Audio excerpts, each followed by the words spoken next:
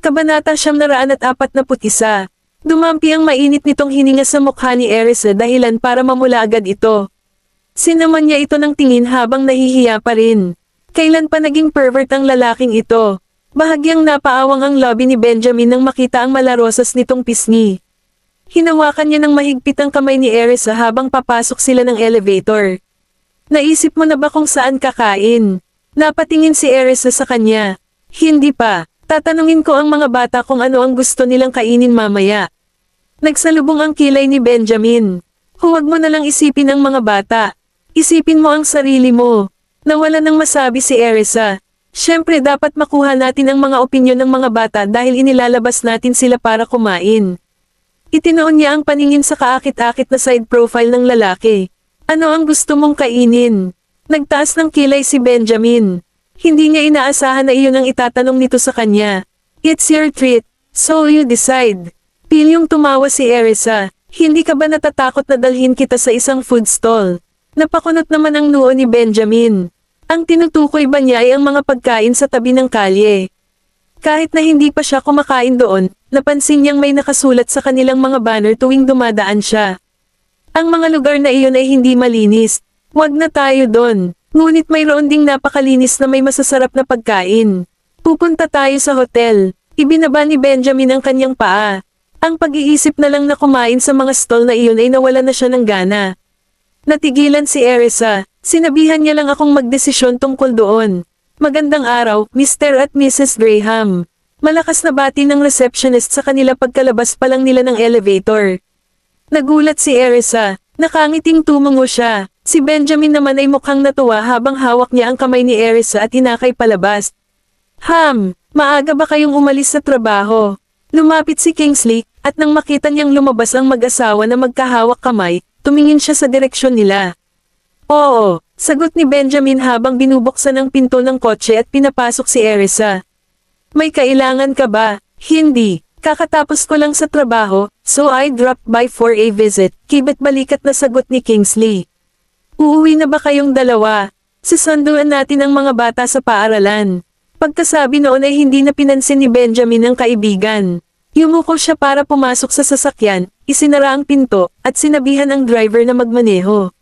Napaawang ang lobby ni Kingsley habang pinagmamasdan ang takbo ng sasakyan. Ang kaibigan kong ito ay... Mabilis siyang sumakay sa sasakyan at hinabol sila. Sumulyap ang driver ni Benjamin sa rearview mirror at magalang na sinabi, sinusundan tayo ni Mr. Watts sa kanyang sasakyan, Mr. Graham. Nagsalubong ang kilay ni Benjamin. Ano ang gusto ng lalaking iyon? Huwag mo siyang pansinin. Tumingin sa kanya si Erisa at nakangiting nagtanong, may kailangan ba siyang kausapin sa iyo? Ganyan ba ang tingin sa iyo? Sinulyapan siya ni Benjamin bago umiwas ng tingin at tumawag para mag-book ng restaurant. Napaawang ang lobby ni Erisa nang marinig niya itong nagpa-reserve sa isang hotel-restaurant. Kasabay nilang dumating si Kingsley sa school. Pupuntahan ko sila. Siya ang unang tumakbo sa gate ng school. Sinulyapan lang siya ni Benjamin bago pinatayo si Erisa sa gilid. Nagtataka siyang tumingin sa kanya. Hindi ba tayo pupunta? Di ba sabi niya susunduan niya sila? Hayaan mo siya. Mataray na sabi ni Benjamin na may bahid ng misteryo sa boses. Naningkit ang mga mata ni Erisa bago palihim na tumingin sa kanya. Hindi niya masando ang mga ito, tama ba? Mula noong huling insidente, iilan lamang sa kanila ang maaaring sumando sa mga bata. Bahagyang yumuko ang manenipis na lobby ni Benjamin sa isang makahulugang ngiti. Eksakto, mukhang, naintindihan niya ang kahulugan nito at medyo hindi siya makapagsalita. Mabuti pa sumakay na tayo sa kotse. Kung hindi, may lalabas ni Mr. Watts ang mga bata.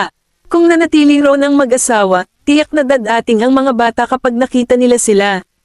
Iyan ang akma. Hindi kailanman inaasahan ni Erisa na aakayin talaga siya ni Benjamin pabalik sa sasakyan. Anong ginagawa mo? Lunch na tayo pagkatapos kunin ang mga bata.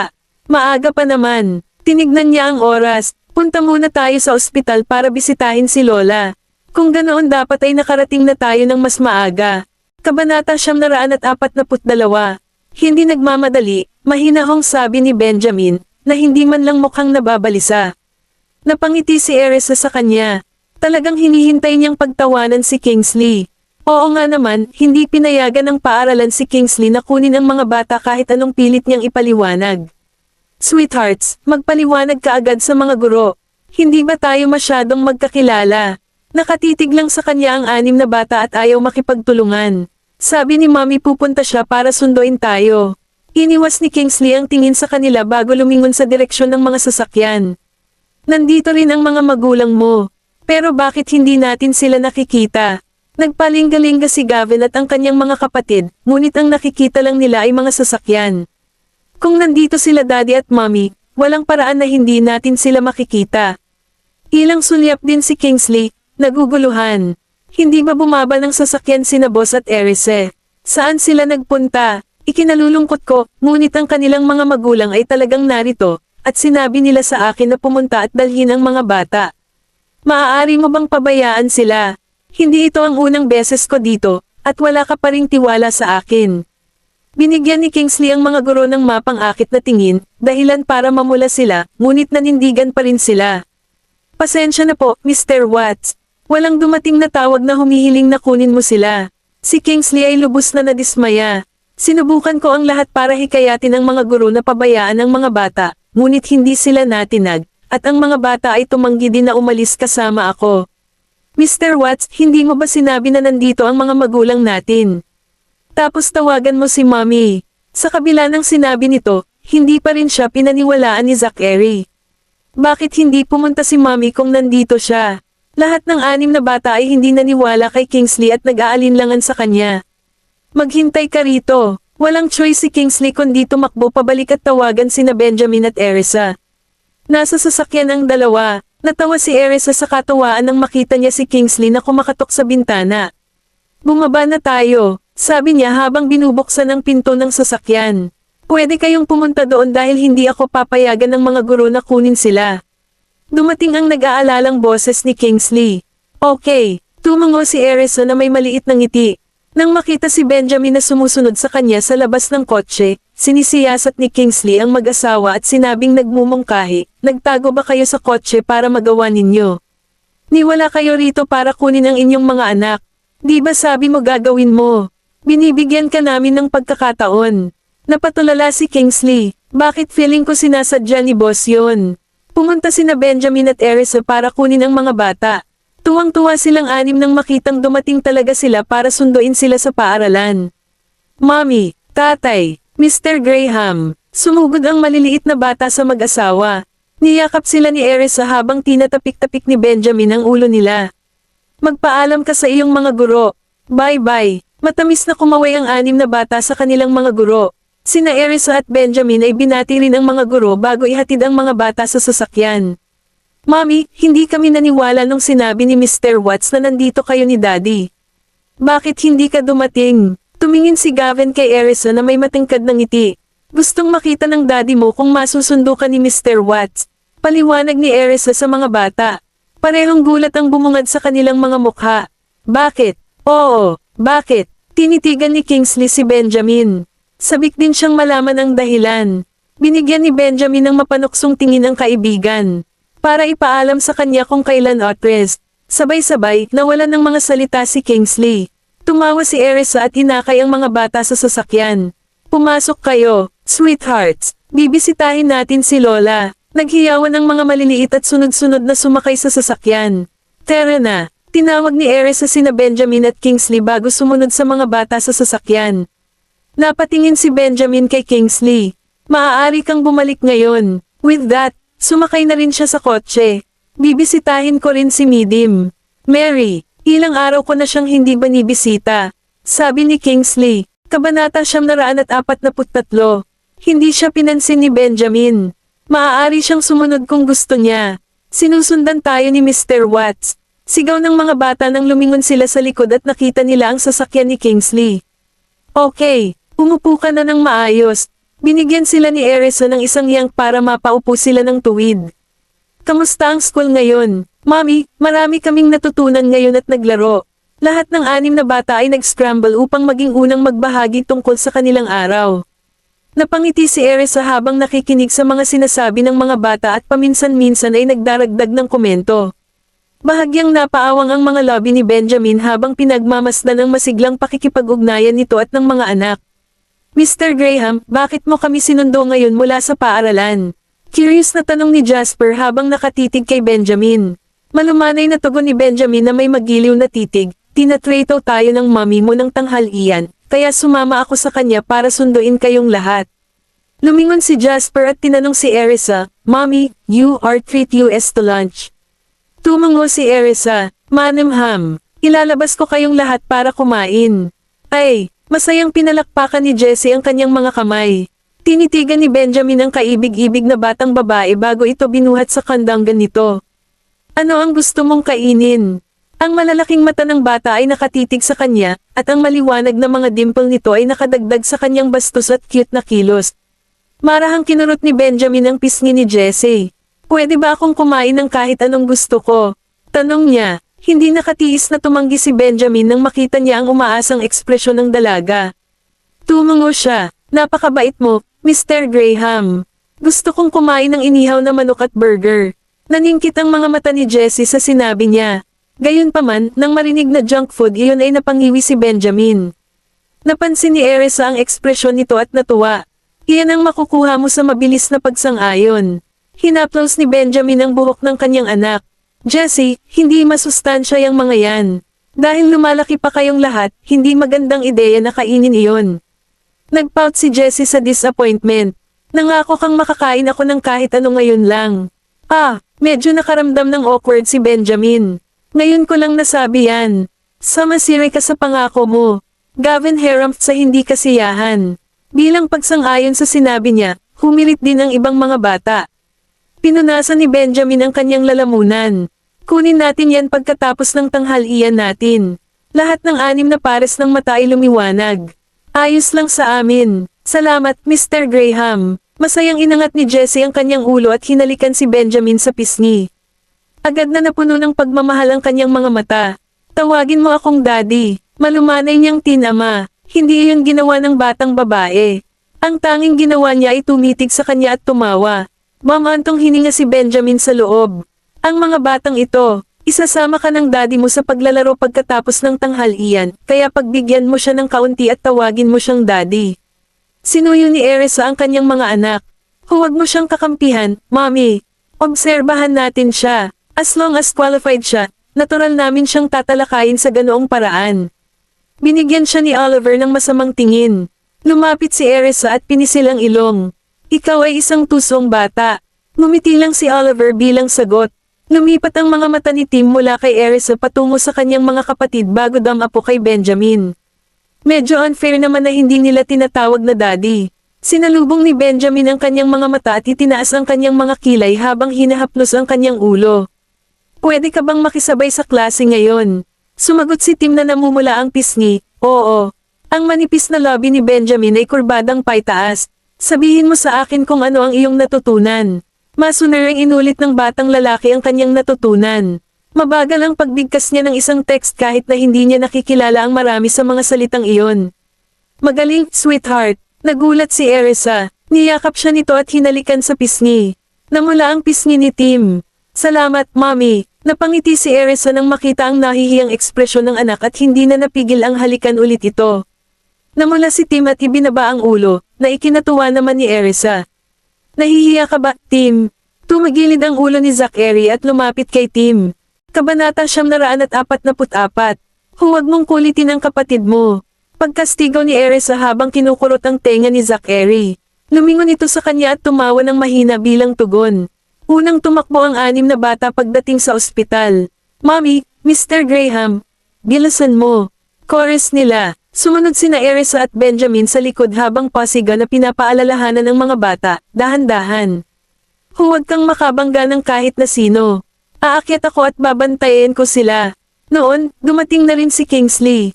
Patakbo siyang lumapit sa kanila nang makita niyang tumatakbo ang mga bata.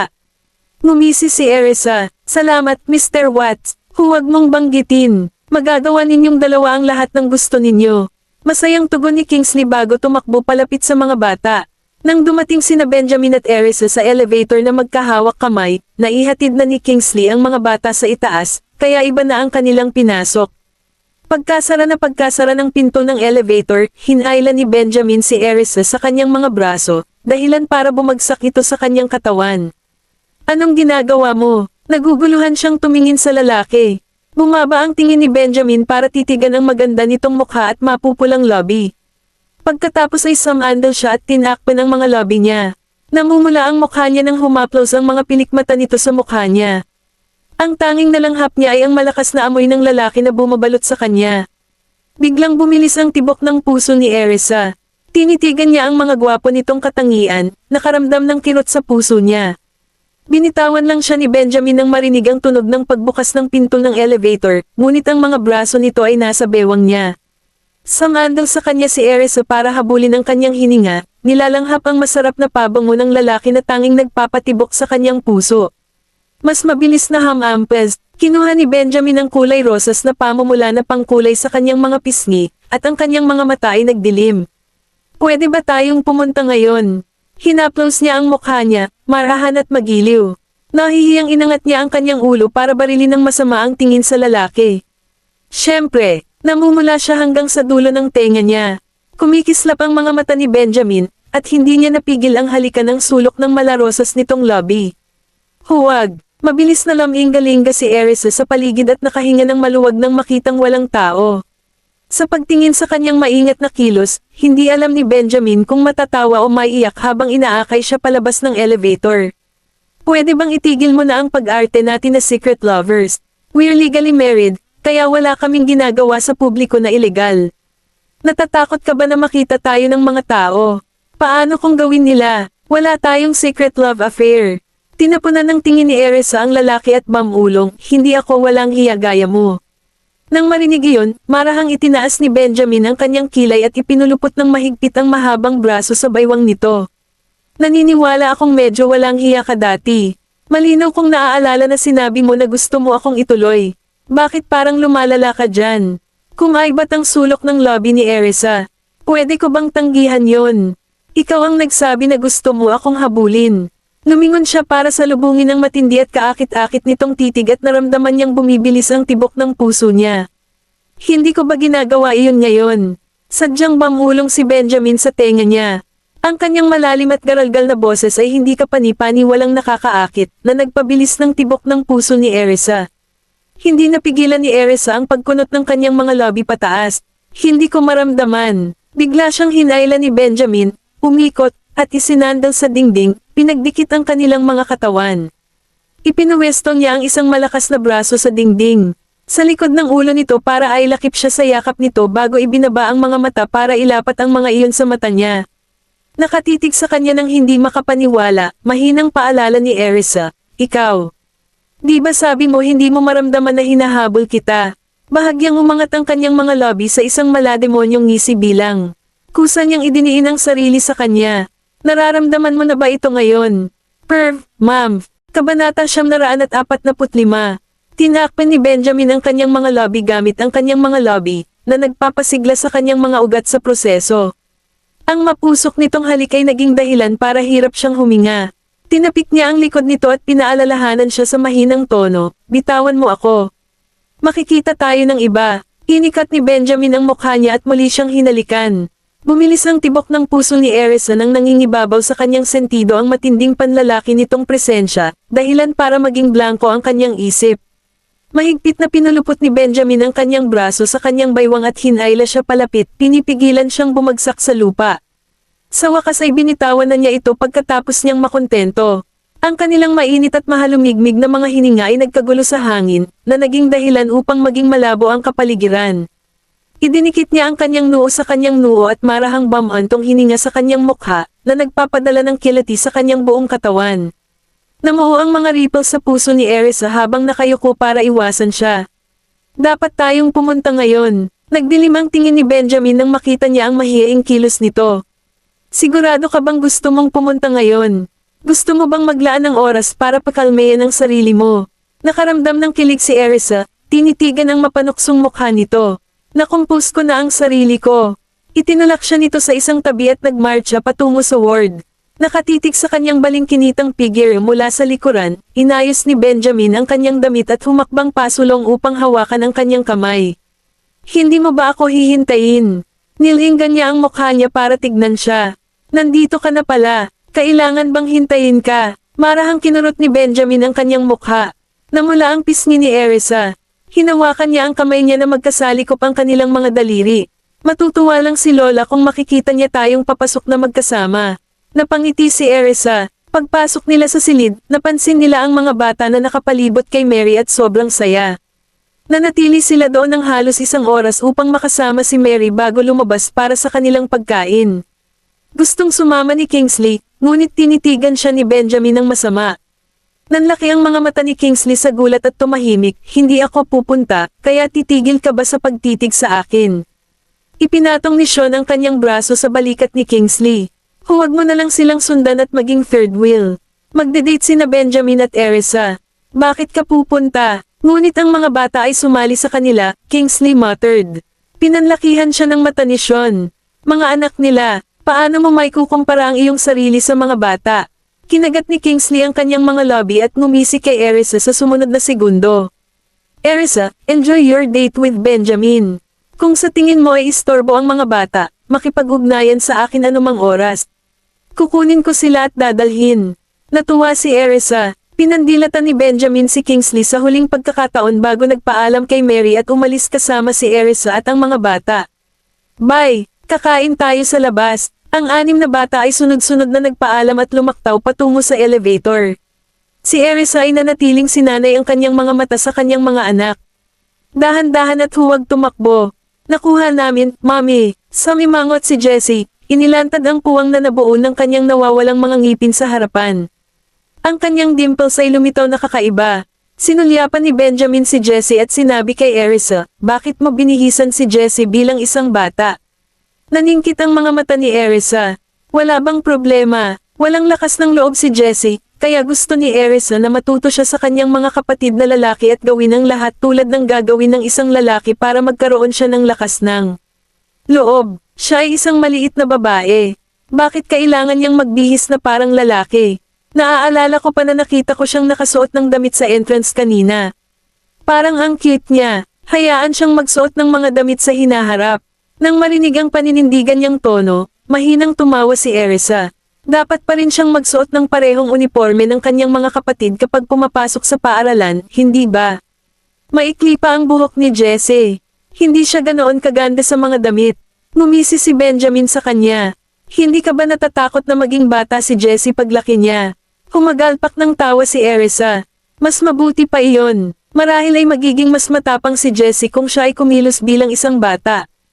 Natigilan si Benjamin. Masyadong mahiyain si Jessie. I'm trying to help her build her courage, Honey Erisa. Kabanata 946. Dinala ni Benjamin si Erisa at ang kanilang 6 na anak para mananghalian. Sa hindi inaasahang pagkakataon, doon na rin kumakain si Regan. Hindi pa niya nababalot sa isip niya ang katotohanang nagpakasal na si Erisa. Naningkit ang mga mata niya nang makita ang lalaking may regal bearing at formidable aura sa tabi niya. Siya ba ang misteryosong Mr. Graham? Sa pag-iisip ng kanyang kawalan ng katalinuhan sa pagkakasala kay Erisa, dali-dali niyang nilapitan ang kanyang anak na may kahihiyan. Isa, tumingin si Erisa kay Regan na naka-poker face, walang hilig na libangin siya. Isa, si Benjamin yata ito. Dapat umuwi kayong dalawa para kumain sa amin kapag libre na kayo. Tiningnan ni Regan ang mag-asawa na may magiliw na ekspresyon. Hinawakan ni Benjamin ang kamay ni Erisa at hindi man lang nag-iwas ng tingin kay Regan. Hindi rin pinansin ni Erisa si Regan. Ang mga taong nakasunod sa likuran ni Regan ay nag-shuffle pasulong upang salubungin si Benjamin matapos mapagtanto kung sino ang huli. Magandang araw, Mr. Graham. Bahagyang tango lang ang isinagot ni Benjamin. Dahil sa sobrang kahangahangang aura niya, ang mga taong iyon ay hindi naglakas loob na kumilos ng masyadong magiliw sa kanya. Sa halip, pinatunog nila si Regan sa mahinang tono. Mr. York, sino ito? May curious sa identity ni Erisa. Si Isa ang panganay kong anak. Ang kanyang pangalan ay Erisa York. Si Benjamin ang aking manugang. Pagmamalaking pakilala ni Regan. Wala siyang pakialam kahit na tuluyan na siyang binaliwala ni na Erisa at Benjamin. Ngumisi si Erisa. Regan, sino ang anak at manugang mo? Tumigil sa pagsisikap na iugnay ang iyong sarili sa amin. Wala kaming kahit katiting na koneksyon sa iyo. Napalingon sa kanya ang mga kasamang sumama kay Regan. Hindi na makayanan ng kahihiyan, hinikayat ni Regan si Erisa sa mahinang boses, Isa, alam kong galit ka pa rin sa akin. Nagkamali ako sa pagpapagalit sa iyo noon, ngunit hindi nito binabago ang katotohanan na ikaw ang aking anak. Isang bagay ang magalit sa akin, ngunit dapat mong iwasan ang pagmumura ng mga pahayag na tulad nito. Ituturing kami ng iba bilang katatawanan lamang kung marinig ka nila. Isama mo si Benjamin pauwi para kumain ka sa amin kapag may oras ka. Napakabongga, sumili siya ng isang mapanoksong ngiti. Matagal na kaming nagputol ng relasyon. Duda ako na matutunaw din natin ang pagkain sa York residence. Maaari mong ihinto ang pag-aaksaya ng iyong pagsisikap. Alam na alam niya ang intensyon nito. Gusto mo lang makipagkilala at magkagusto kay Benjamin, hindi ba? Mariing dagdag ni Erisa. Nagdilim ang mukha ni Regan nang makaramdam siya ng lubos na kahihiyan. Noon lang, tumakbo ang 6 na bata. Mami, bilisan mo. Okay, sagot ni Erisa bago humakbang palapit sa kanila. Nanlaki ang mga mata ni Regan sa pagtataka nang marinig ang mga bata na tinatawag si Erisa bilang kanilang ina. Nang mapansin niya ang mga facial features nila na kahawig ni Benjamin, mas lalo siyang nabigla. Ibig sabihin matagal na ni Erisa si Benjamin. Tigilan mo na ang panggigipit sa asawa ko. Binalaan ni Benjamin si Regan bago umalis para maabyutan ang kanyang pamilya. Napakunot ang noo ni Regan habang napuno ng pagsisisi ang kanyang dibdib. I would have buttered Erisa up kung alam kong kilala niya si Benjamin at nasa isang matalik na relasyon sa kanya. Hindi ko dapat tinulungan ang nanay ko na pag-alitan si Erisa sa North Stream noon. Mr. York, kailangan ko nang umalis. Magkita ulit tayo next time. Mr. York, mayroon akong hindi natapos na trabaho sa aking opisina, kaya pupunta ako ngayon. Napagtatanto ang hindi kaaya-ayang relasyon ni Regan, marahil kahit na pag-alit kay Benjamin, ang mga taong nagbabalak naman ng halian kasama si Regan ay sunod-sunod na nagdahilan sa kanilang sarili, na nilaktawan ang pagkain ng buo. Kung tutusin, hindi tinuring ni Benjamin si Regan na parang biyenan ang huli noong binalaan siya nito kanina. Kung ipagpapatuloy nila ang kanilang pagkain kasama si Regan, iyon ay nagpapahiwatig ng kanilang paninindigan na kalabanan si Benjamin, at wala silang lakas ng loob na saktan ang isang tulad ni Benjamin. Ngumisi si Regan. Pinaghirapan kong anyayahan ang mga taong ito dito, ngunit lahat sila ay umalis dahil sa mga salita ni Benjamin. Kinagat niya ang ngipin habang nakatingin sa direksyon na nilisan ni Erisa at ng iba pa. Ipinanganak nga ba ni Erisa ang 6 na anak? Nagniningning ang kanyang mga mata. Ako ay isang lolo. Ang 6 na bata ay aking mga apo. Hindi niya maiwasang maglakad palapit sa kanila ngunit pinigilan siya ng mga bodyguard. Anak ko si Isa. Nagmamadaling paliwanag ni Regan. Pasensya na po, kung walang utos ni Mr. Graham, hinding-hindi ka namin papalampasan. Hinarang ng bodyguard ang daan ni Regan. Nanatili roon si Regan ng ilang oras at umalis na lamang matapos tanggapin ang katotohanang hindi siya makapasok. Kabanata 947. Mami, nag-aalalang nakatingin kay Erisa ang 6 na bata. Sa sandaling iyon, si Erisa ay nagsuot ng mabangis na hitsura sa kanyang mukha, mukhang lahat ng kapahamakan at kadiliman. Nang magtama ang mga tingin nilang nag-aalala ay nabalik siya sa katinoan. Mabilis na naskulang ang kanyang mga tampok, siya ay ngumiti, bagaman ito ay mukhang matigas. Pumasok na tayo. Pinag-aralan siya ng mga sextuplet saglit bago nila hinawakan ang kanyang mga kamay. Ang init mula sa malalambot nilang palad ay naglakbay patungo sa kanyang malamig na mga kamay, na bamalat sa kanya ng init na tumagos sa kaibuturan ng kanyang puso. Binigyan niya sila ng isang ngiti ng pasasalamat. Ano ang napakahusay sa mga taong iyon? Hindi ko na kailangang mag-abala tungkol sa mga hindi nagbibigay ng fig tungkol sa akin.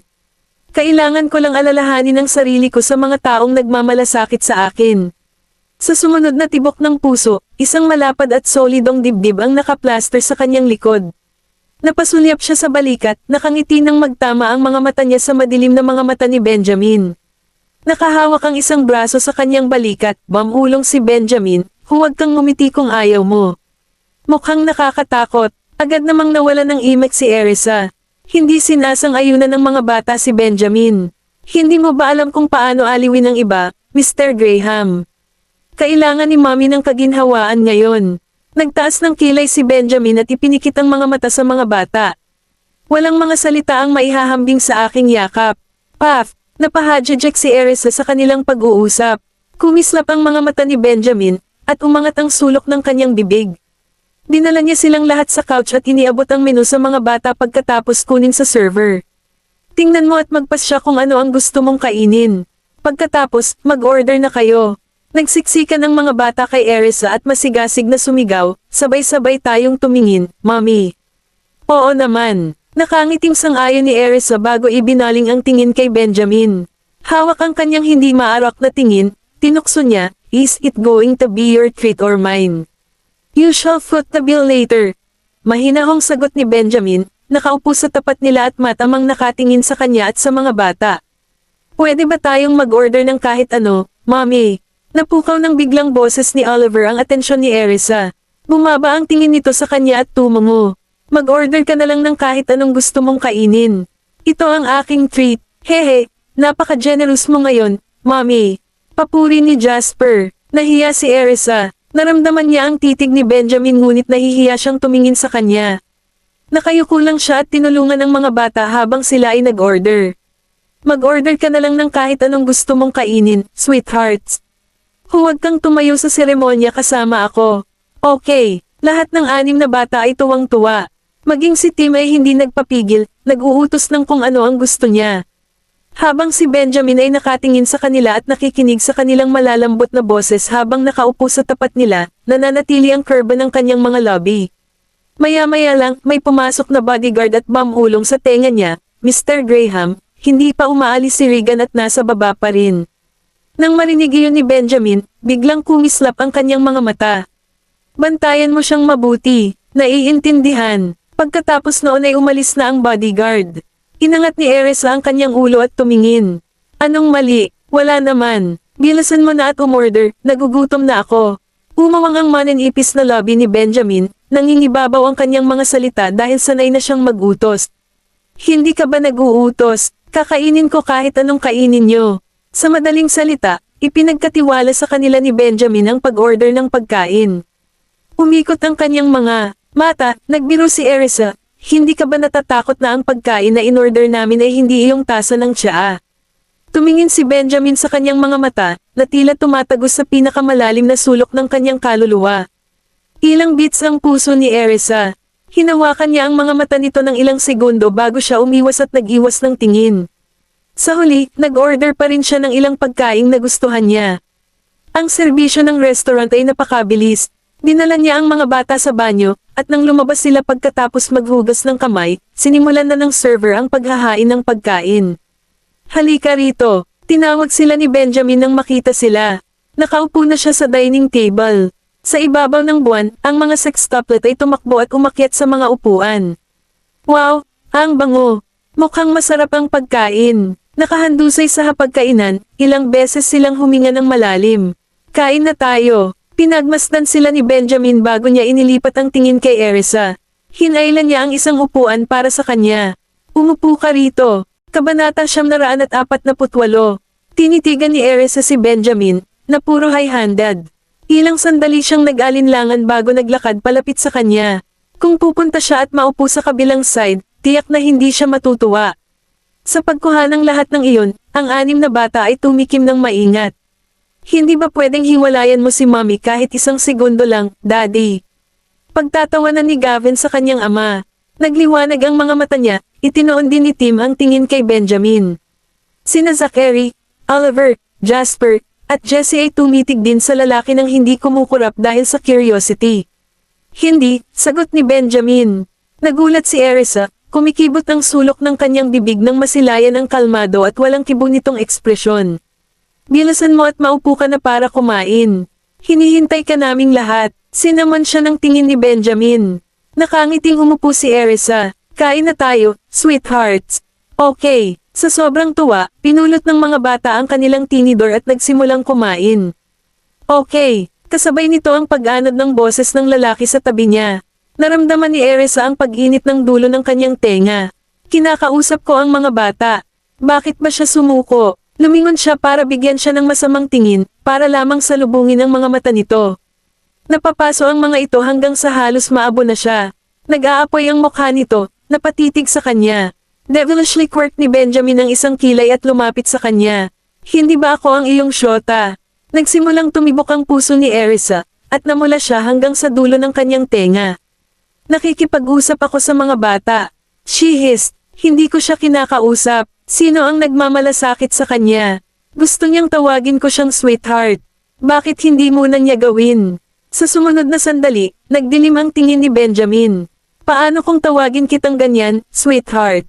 Parang jackhammer ang tibok ng puso ni Erisa. Inaagaw ng panunukso ng lalaki ang kanyang composure. Sinong nagsabi sa iyong tawagin mo akong sweetheart?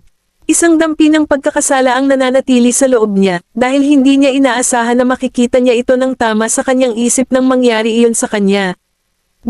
Nakakahiya. Umawang ang labi ni Benjamin. Nang mapansin ni Erisa na nakatingin ang mga bata sa kanilang direksyon, pinarusahan niya ito sa mahinang boses, gusto mo pa bang kumain? Siyempre naman, nakangiting sagot ni Benjamin. Gayunpaman, ang nagbabagang tingin nito ay nanatiling nakadikit sa kanyang matingkad na pulang mukha, ang init sa mga ito ay naging sanhi ng mga bagay-bagay. Bumilis ang tibok ng puso ni Erisa. Pakiramdam niya ay may iba pang ipinahihiwatig ang lalaki, at ang kanyang isip ay hindi maiiwasang pumasok sa kanal. Paikot-ikot sa gilid, nagkunwari siyang kumuha ng pagkain para sa mga bata at hindi na siya pinansin. Kumain pa, sweethearts. Kumuha siya ng pagkain para sa bawat isa sa kanila bago siya nagsimulang kumain. Hindi nasisiyahan si Benjamin. May nakalimutan ka ba? Ha? Naguguluhan siyang tiningnan ni Erisa. Mukhang hindi nasisiyahan si Benjamin. Ano ang nakalimutan ko? Si Erisa ay mukhang inosente. Nakalimutan mong kumuha ng pagkain para sa iyong asawa. Naikuyom ni Benjamin ang kanyang panga. Sandaling natigilan si Erisa. Bumubula si Mirth sa loob niya, at pinunasan niya ang kanyang ilong. Iniiwas niya ang matalim nitong tingin, ngunit gayunpaman, itinaas niya ang tinidor at kumuha ng pagkain para sa kanya. Hang-ipat ka, Graham. Isang ngiti ang sumilay sa gilid ng kanyang mga mata. Sa kabila ng paghahanap ng kanyang ngiti na medyo peke, mas gamaan ang pakiramdam ni Benjamin. Kinuha niya ang pagkain gamit ang kanyang tinidor at inilagay sa kanyang bibig. Ganoon pa rin siya kaelegante at kagalang-galang ng kumain, ang kanyang flawless features ay nakakamsmerize to the point na hindi niya maalis ang tingin sa kanya. Hindi niya namamalayan, nahulog siya sa ulirat habang nakatitig sa kanya. Nakita ni Benjamin ang kanyang nakakaakit na tingin at napuno ng pagmamalaki. Walang sabi-sabi, nagpatuloy siya sa pagkain, pinayagan siyang mabusog siya. Maya-maya, kumurap si Erisa. Nang mapansin niya ang kurba ng labi ng lalaki, nakaramdam siya ng hiya. Sunod-sunod na inihain ang mga pagkain. Pagkatapos, kumuha si Benjamin ng pagkain para sa kanya at sa mga bata.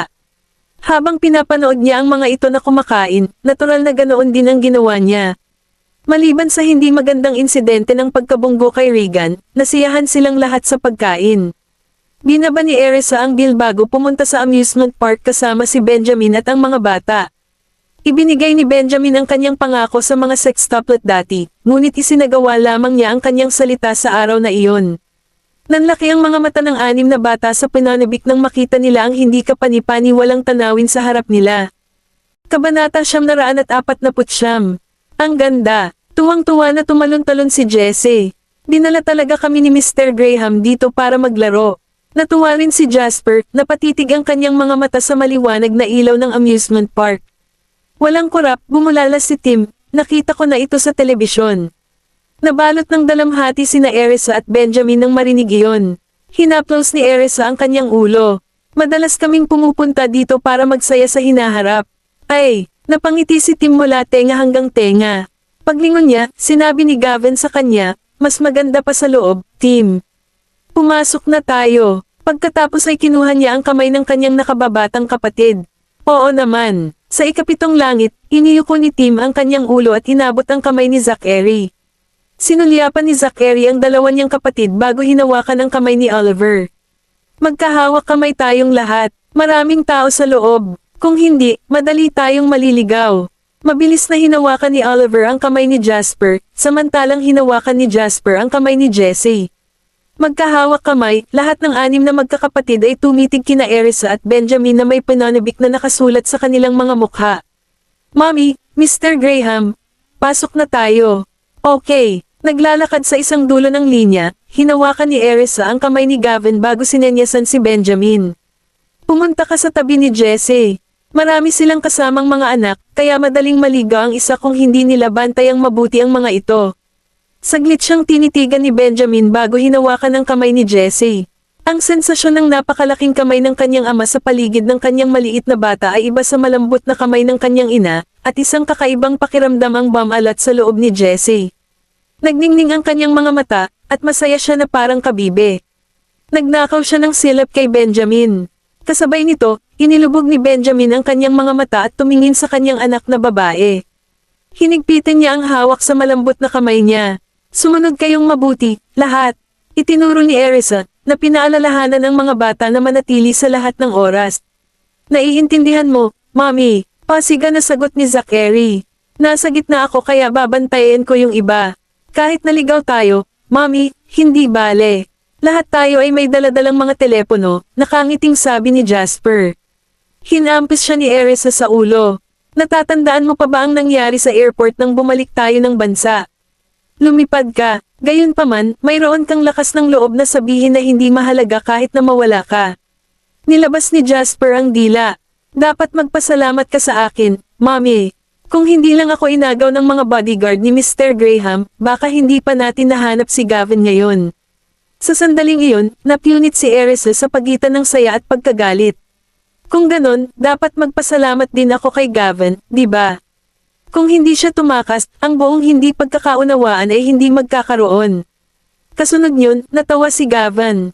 Kahit hindi ka lumipat ng pwesto sa akin, Jasper, baka matuklasan na ako ni Mommy nang wala sa oras. Si Mommy ay nagtatrabaho sa kumpanya ni Daddy, kaya marami sanang pagkakataon na makilala ako. Gaano man kabilis, hindi ito may kukumpara sa pagpapalitan natin ng mga lugar. Tumilaok si Jasper, napapakunot ang mga lobby.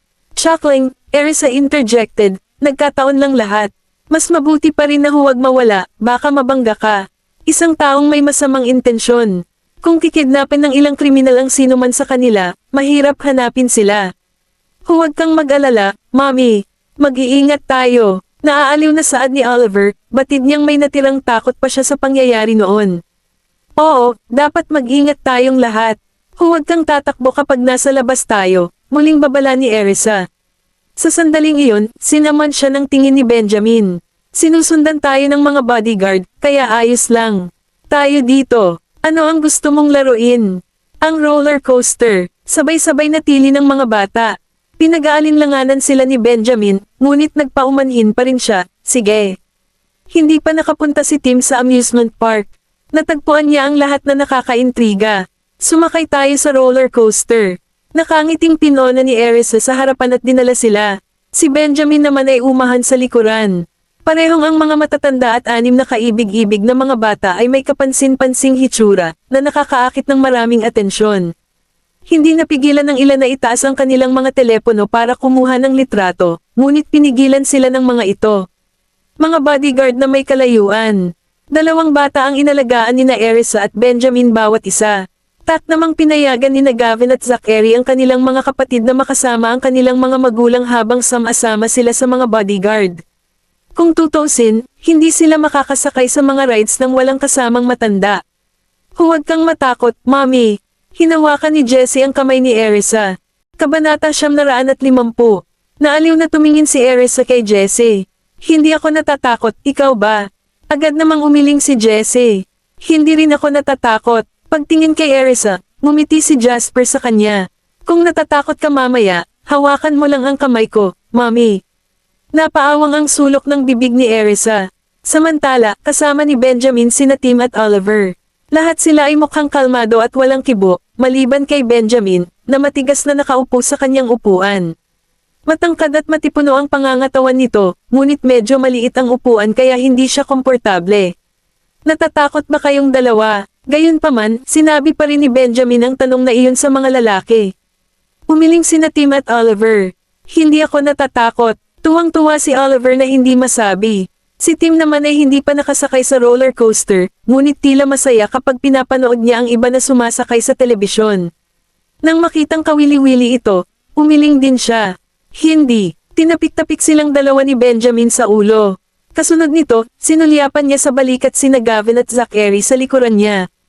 Natatakot ba kayong dalawa? Siyempre hindi. Pagmamalaki ni Zachary. Napakalawak ng ngiti ni Gavin na ang kanyang mga mata ay puwang. Tuwang-tuwa siya dahil first time niyang sumakay sa roller coaster kasama ang kanyang mga magulang. Noon, wala siyang interes na sumakay sa roller coaster, pero kasama niya noon ang kanyang mga magulang at mga kapatid. Nang sumakay ang lahat, naging makabuluhan at kasiya siya. Hindi kami natatakot, Daddy, ikaw ba? Sadyang tanong ni Gavin. Mahinang sunggal ni Benjamin. Umupo ka ng mahigpit. Ha, I just find this too childish. Hindi man lang ako natatakot kapag nagpipilot ako ng eroplano at nag-hover sa langit. Ang gayong walang kwentang biyahe ay wala. Tinapik niya ang balikat ni Erisa.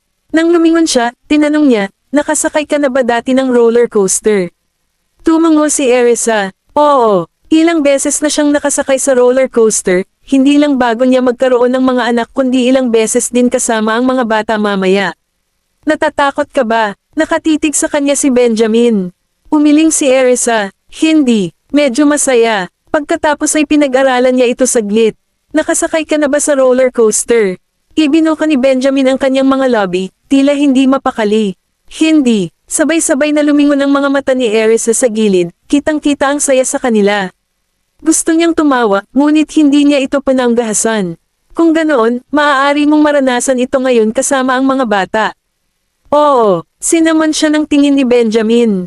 Sa eksaktong pagkakataong iyon, hinailan ni Tim ang laylayan ng kamisete ni Benjamin.